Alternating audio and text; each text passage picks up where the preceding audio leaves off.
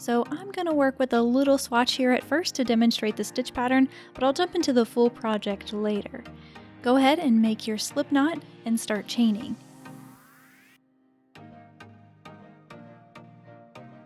So this pattern is available in sizes extra small to 5XL, and the number of chains you'll need, as you can guess, is a little different for each size, so you'll want to refer to the pattern for that specific number. When you have all of your chains, find the second chain from the hook.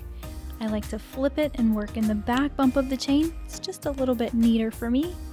And a half double crochet in that second chain. Then keep going with 1 half double crochet in each remaining chain.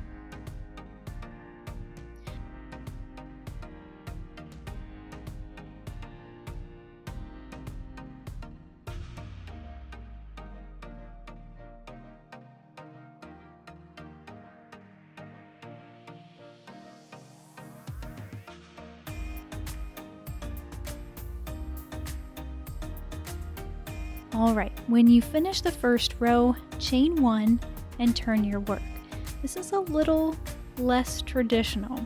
We won't count this chain 1 as a stitch, so work your first half double crochet in the first stitch here.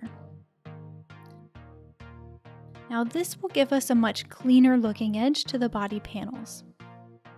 Then continue with a half double crochet in each stitch. And believe it or not, that's the repeat for the majority of this pattern. Super simple, just half double crochet rows.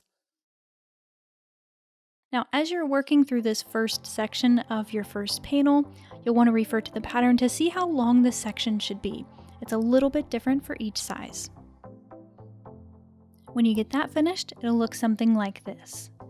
Next, we have that little window, that peekaboo section, and the repeat there is pretty simple too. Go ahead and chain 1 and turn and half double crochet in the first stitch as usual. And here's the new repeat. Chain 1, skip a stitch, and half double crochet in the next.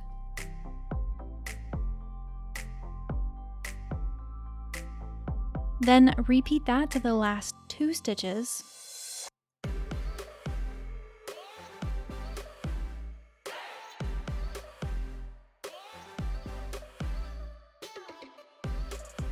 And chain 1, skip 1, and half double crochet in the last. Chain 1 and turn. Now the repeat for this row and the subsequent rows in this little section is the same. You'll half double crochet in the first stitch, chain 1, skip the chain 1 space, then half double crochet in the next.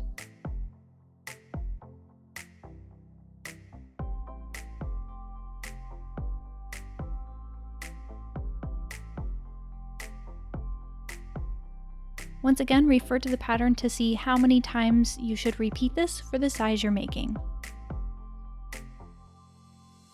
Now don't worry if it pulls in a little bit when you're finished, that's completely normal. Now moving on to sort of our third section in the panel, chain 1 and turn your work, and we're back to our simple half double crochet rows, but this first one looks and feels a little different because we have those chain 1 spaces. So first up, make a half double crochet in your first stitch and half double crochet in the chain 1 space. I'm not actually putting my hook through the chain, just working it into the space. And that's the repeat for this row.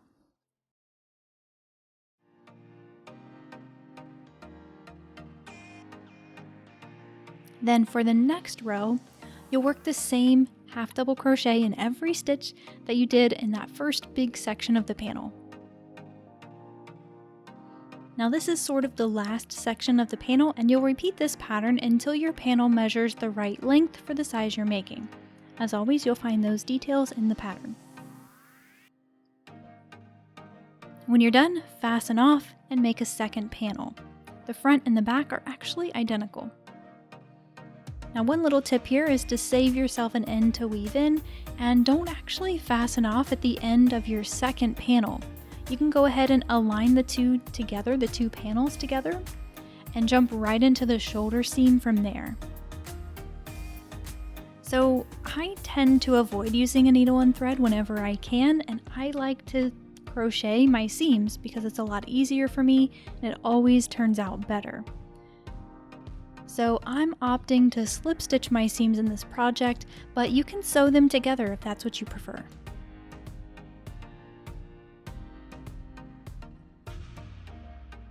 So as you probably guessed, the length of the shoulder seams are a little different for each size, so go ahead and refer to the pattern for that information, and of course, repeat for the second shoulder seam.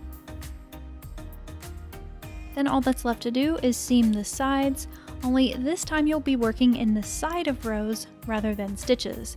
But because we did our beginning and end sort of a little different than the traditional 2-chain half double crochet rows, it's a little bit easier and a lot neater. Just try to keep your placement consistent and it'll turn out great. You'll also want to check step 2 of the assembly in the pattern for the armhole depth. You'll want to keep seaming up to this point and fasten off when you get there so the armhole is as big as you need it for the size you're making. Last but not least, you'll weave in your ends.